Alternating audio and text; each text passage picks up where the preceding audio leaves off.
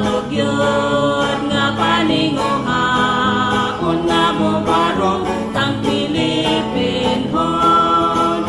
Maoy dako tang paglaom ang Ginoo nga makagagahon.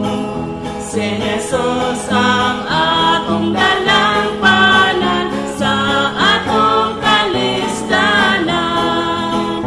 Ug pamati ang mga igsoon, ang Ginoo nagtawag karon aron atong masigurong pag-akon sa kinabuhing dayon.